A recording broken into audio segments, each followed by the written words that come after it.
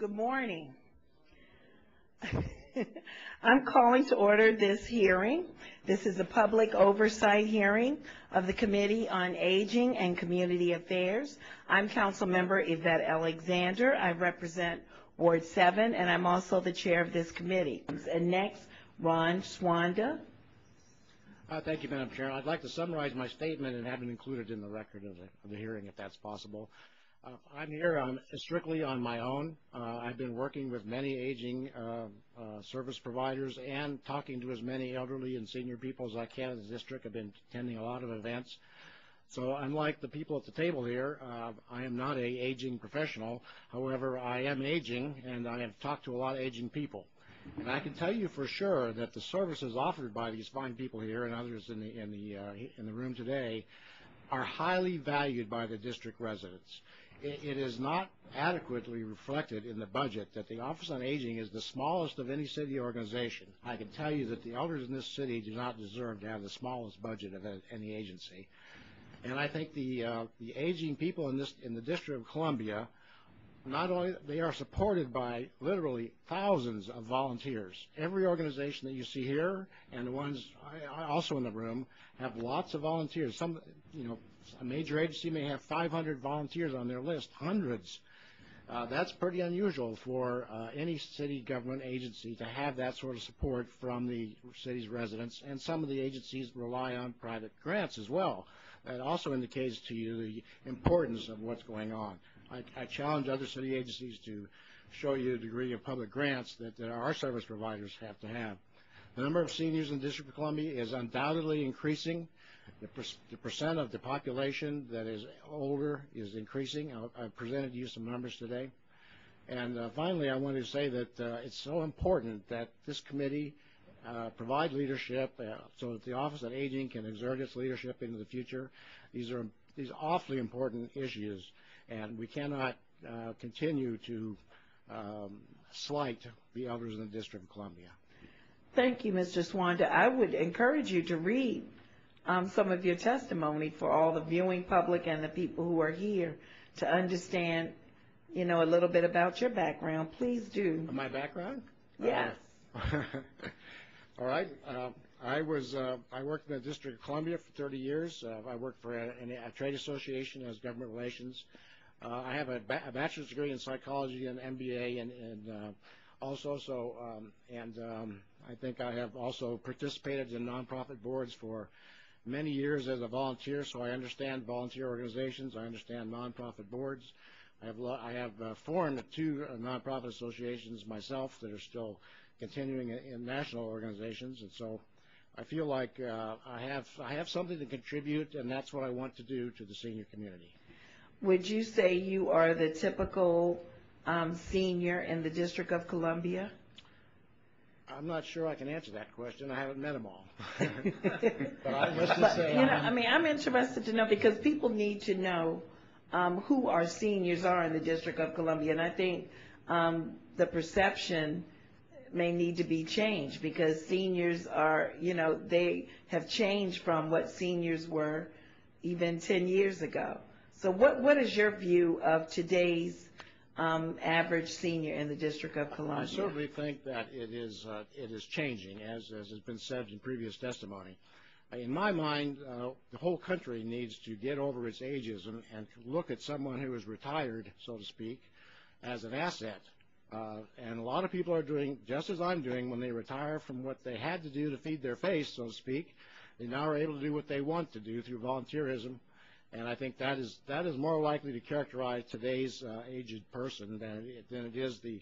Now, we certainly have the frail and the elderly that cannot do that, and that's why I'm fortunate enough that my health is good, and I have a background that allows me to be able to speak to people like you without getting too nervous anyway. But I'm not sure that necessarily characterizes every elderly person, nor should it. I'm happy to find out about them and be the conduit to express their needs. And you mentioned, thank you, you mentioned the U.S. Census, and that's going to be so important for our seniors to be counted. And that's going to depend a lot on the resources that we get. So what can we do to make sure our senior population is counted? Well, I think the city is doing a pretty good job of advertising that importance. If someone is living in a group house or other facility where people congregate, the city can do a very good job of making sure that they fill out this very short census form.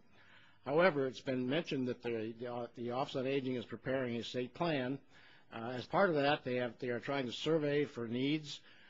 It's always hard to do a survey for needs, so I would encourage all seniors in the District of Columbia to go on the Office of Aging website or contact one of their service providers, get a copy of that survey, and fill it out, because that is the most immediate way for us to communicate the needs of seniors.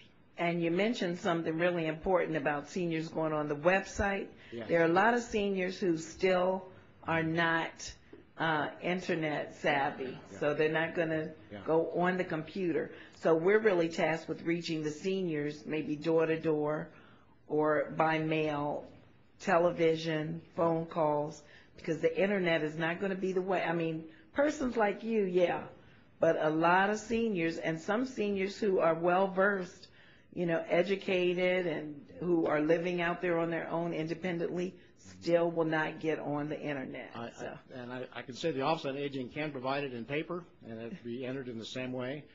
I might also add that I am personally trying to visit as many senior facilities as I can, especially if they have lunch programs, and take that survey out there and get them to fill it out on the spot. And I think there are other people doing the same sort of work. The congregations, the church congregations in town is another way of reaching out. I've tried to do some of that, and other people are too. So that is an extremely important survey, and I hope everyone who's here and anyone who's listening on television will pay good attention to it. And lastly, well, you mentioned that we must increase the number of seniors who are able to retire in their homes. Do you think that that is becoming a smaller number, and if so, why? No, I think it could become a larger number. I'm not sure I have the final numbers in, but the village networks, which are springing up in this city and around the country, are probably one of the best solutions to our long-term care. If someone wants to, most seniors would like to stay at home, but for some reason they may not be able to take care of themselves at home.